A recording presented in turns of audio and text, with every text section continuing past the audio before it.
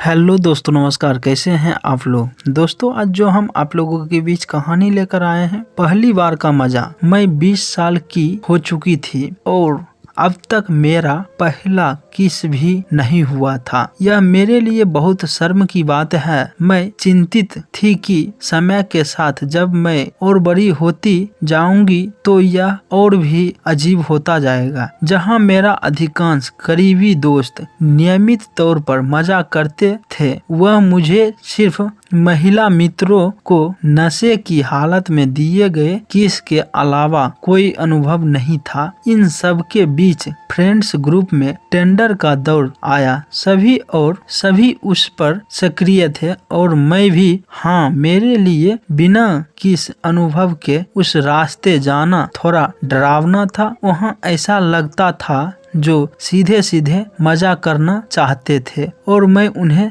सचमुच यह कहना चाहती थी कि पहले थोड़ी बातचीत करते हैं और हाई स्कूल के बच्चे की तरह जरा धीरे धीरे आगे बढ़ते हैं। खैर, अंत में मैं आरा से बेंगलोर में मिली खाने के बाद जब हम एक पेड़ के नीचे बैठे, तब मैं भावुक बन चुकी थी कि बातचीत तो बस एक बहाना था। दरअसल वह मुझे किस करने वाला था। हालांकि मैं उससे उस हद तक जुड़ भी नहीं पाई थी, फिर भी मैं तैयार थी। मैं अब अपने पहले किस में और देर नहीं करना चाहती थी। उसके हाथ मेरे जांघों के बीच चल गए। इसके बाद वह मुझे बिस्तर से बाहर ले गया और जब हम सड़क पर चल रहे थे तब उसने मुझे कई बार होटल रूम में चलने को कहा, लेकिन मैंने हर बार मना किया। तभी उसे एक पार्क दिखा। मैं भी थोड़ा और अनुभव करने को उत्सुक थी, इसीलिए हम वहां चले गए। उसके हाथ सीधे मेरे जांघ के बीच चल गए।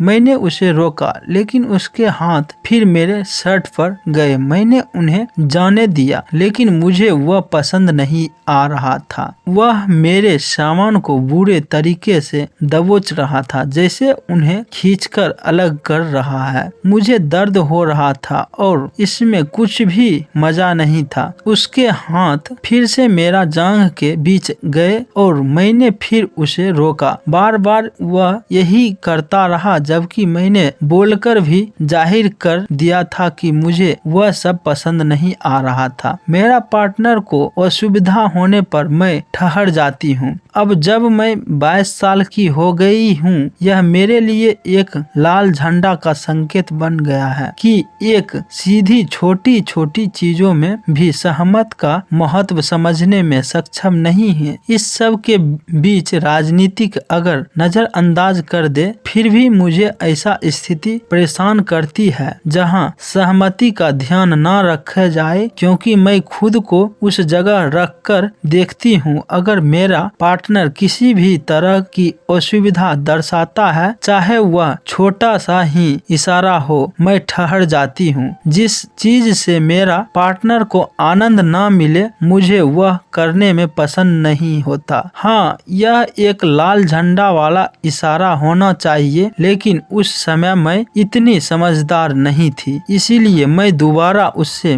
मिली। मुझे वह पसंद था क्योंकि वह मजाकिया था। मैं अपना पहला किस भी कर चुकी थी। टेंडर के माध्यम से मैं और पुरुष से भी मिली, लेकिन किस से आगे कभी बात आगे बढ़ी ही नहीं। मुझे लगा कि मैं अब आगे बढ़ना चाहती थी, लेकिन मैं यह भी मानती हूँ कि इसके पीछे मेरा रवैया अभी भी वैसा ही था। बस अब यह करके देख लेना चाहिए कि यह सब होता कैसे है, ताकि मैं आगे के लिए तैयार रहूं। मुझे नहीं लगता कि यह पूरी तरह से बेवकूफी वाली सोच थी। कभी कभी आप इंतजार करना चाहते हैं और कभी कभी बस सीखने समझने के लिए कुछ चीज कर जाते हैं। यह सब आप पर निर्भर करता है। मैं चाहती थी कि सब कुछ धीरे धीरे हो। मैंने महसूस किया कि इस परीक्षण प्रक्रिया के साथ मैं पूरी तरह से सहज नहीं थी। सच कहूँ तो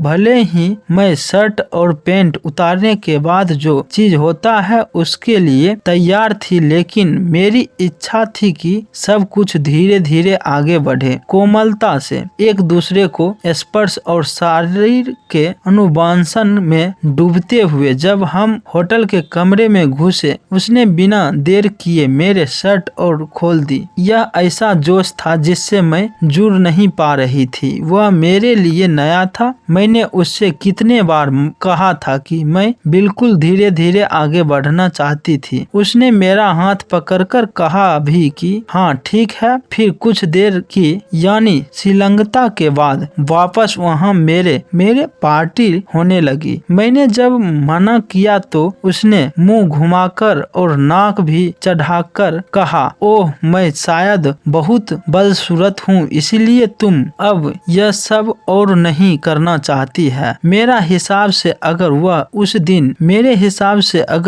उस दिन हमारे साथ रहता तो बहुत मजा आता। दोस्तों ये कहानी कैसी लगी? कहानी अच्छी लगी तो चैनल को सब्सक्राइब, लाइक, कमेंट, शेयर करना ना भूले। दोस्तों मिलते हैं नेक्स्ट वीडियो में नेक्स्ट कहानी के साथ।